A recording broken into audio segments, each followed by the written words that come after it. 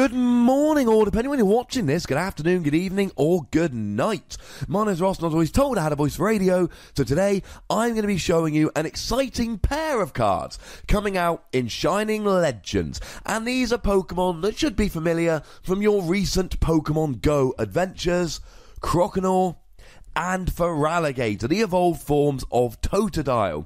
And I have a lot of love for Feraligatr because at the very first national championships I attended, way back in 2010 if I remember correctly, I played Lantern Prime with Feraligatr Prime. That's right, ladies and gentlemen, he came with me to my first ever national championships. Now, these are water Pokemon, which means you're going to be hitting for weakness against things like Volcanion and Turtonator, which are seeing play in both standard and expanded at the moment. They are both weak to grass, which could be a slight issue with things like Vespiquen running around at the moment, although that's likely to be rotated, and things like Tapu Bulu, which is a very, very good card at the moment. Retreat cost, both of them have a retreat cost of 3, which is actually not the end of the world because, as I always mention, Heavy Ball and 160 HP on Feraligatr, although it seems really high, and in a way it is. It's really quite standard at the moment. We've seen everything from Solgaleo to Dragonite having 160 HP. This seems to be the HP of Stage 2 Pokemon in the Sun and Moon era. Yes, it's high. Not really much we can do about it, except enjoy the ride. And of course, water Pokemon have a bunch of tricks at the moment. We've got Brooklet Hill, which allows you to get those Totodiles out nice and easily. We've got Aqua Patch, which allows you to attach energy from the discard to your benched Pokemon. We've got Rough Seas for the moment, although it's likely to rotate out, which allows you to heal up. So we've got options, ladies and gentlemen. And of course, let's not forget that there are water Pokemon like Lapras seeing play at the moment. So, starting off with Croconaw. 1 water, 2 colourless, 60 damage.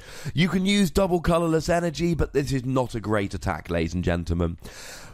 I suppose the argument here, and it's a bit of a weak argument, but if you pop a Choice Band on there, you're hitting 90, which is 180 if the opposing Pokemon is weak, which means you will be getting a one-hit KO on Volcanion EX, which is nice, although Turtonator has 190, so you won't be getting a KO on him. The other argument, I suppose, if you add Professor Kukui, you're going up to 110, which means you're hitting 220 with weakness, which should KO any Stage 1 Fire GXs, if we have any good ones in the future. And I know I mentioned Choice Band and Kukui in pretty much every video, and the reason is every deck's playing Choice Band. Most decks are playing Kukui, and it is important nowadays to not just think about what numbers you can hit without the extra damage, but you need to be thinking, when you're planning these decks, you need to be thinking, right, what can I get the KO on with the raw damage? What can I get the KO in with Choice Band? And what can I get the KO on with both of them? Because it really will come into play, ladies and gentlemen. So, the ability of Croconaw is what we're really excited about here. Plunge.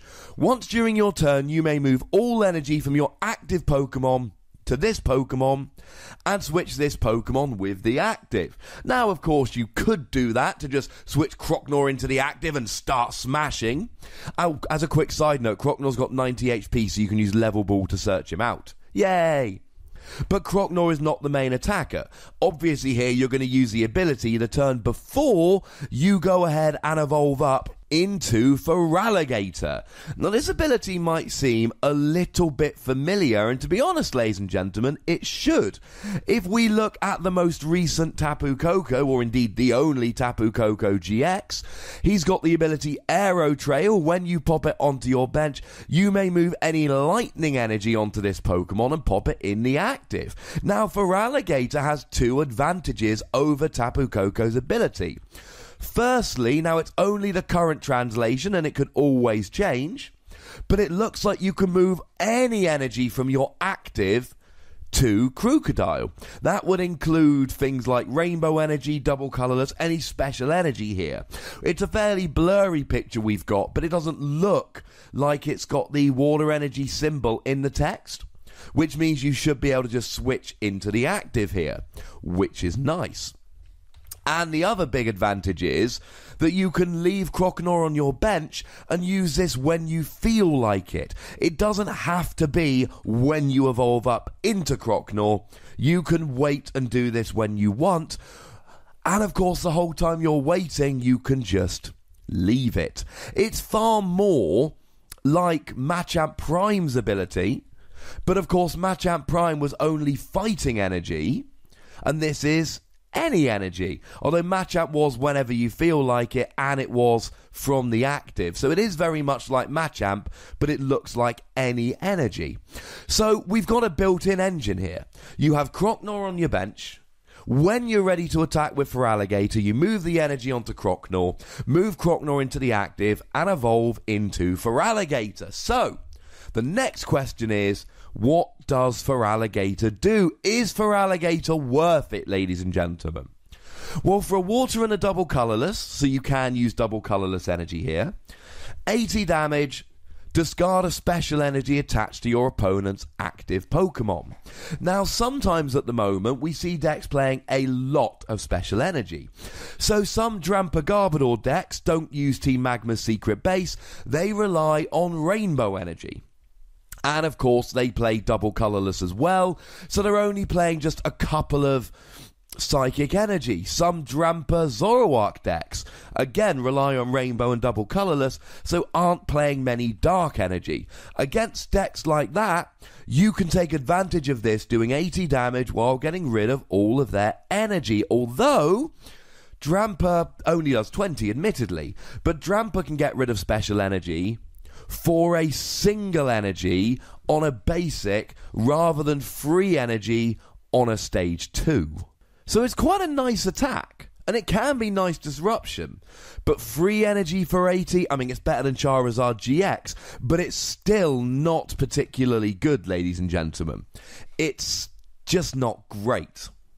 Now, of course, it can be as high as 130 with Kukui and Choice Band, which means you will be getting a one-hit KO on even Stage 2 Water Weak GXs like Charizard, like Incineroar, but it still seems slightly overpriced. The other attack we've got here for water and free colourless is Hydro Splash, 130 damage. For a water and free colourless energy. Now 130 can be made up to 180 with Choice Band and Kukui. That'll get a one-hit KO on stuff like Darkrai and Drampa, but like I've said, there are 190 HP GXs, I don't know, let's say Lapras, that won't be KO'd by this, and that's a little bit annoying. And it's 4 energy, ladies and gentlemen. That is a lot. So, how do we use Croconaw and Feraligatr here? Well, I suppose one thing you can do is have this, because here's the thing. It only takes 1 water energy. So if you're playing a deck with rainbow energy, you can put this in there as a water attacker to tech in against fire decks. So let's say you're playing something like a Lurantis GX deck. All you need is 1 rainbow energy, and then you pop a Croconaw on the bench. And then if you get a fire Pokemon that's causing you problems, you can move 2 or 3 grass and a rainbow onto Croconaw, put him in the active, evolve to Feraligatr, and now you're hitting for weakness instead of them. As a tech in that regard, I love Croconaw's ability, and I like this. Here's the problem, ladies and gentlemen. It's a stage 2 Pokemon, and you can't even use it with rare candy here, because you're really relying on Croconaw's ability, because Feraligatr's energy cost is way too high. So, I'm worried that it's just overpriced.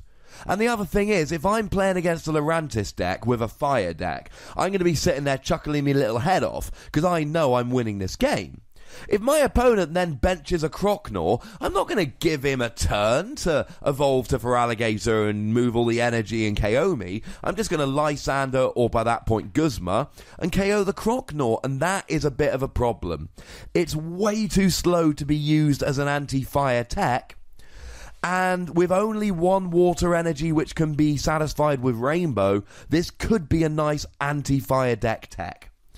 But I don't think it works. The one thing I do want to say even if the Feraligatr's a bit rubbish, keep Croconaw in mind, ladies and gentlemen. Because if we have a really good Feraligatr revealed in the future, this Croconaw is going to be amazing, because what you're going to be able to do is just constantly have a Feraligatr about to be KO'd, move the energy onto Croconaw, and then attack with a new Feraligatr.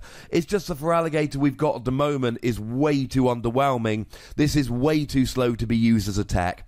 I'm going to give Feraligatr between 1 and 2 Wassies. We don't give half Wassies, that would be barbaric. And I'm going to give Croconaw between 2 and 3 Wassies. I love the ability on Croconaw. I just don't think we have a good enough Feraligatr right now. Now, before we finish, I do have to inform you that Tamir Youssef is a lovely, lovely man. He is one of my supporters over at patreon.com/PTCGRadio. He is a lovely man, and I think you all need to know it. Now, make sure you comment if there's anything you want to say. Tell me what you think about Feraligatr and Croconaw. Do you think this ability is worth remembering for the future? Make sure you like this video, subscribe to this channel, follow me on Twitter @TheWassie, and if you want to find some live PTCG radio action, you can do so at twitch.com/PTCGRadio. The most important thing, as always, look after yourselves until next time. Thank you very much for watching. My name's Ross, and you've been watching PTCG Radio.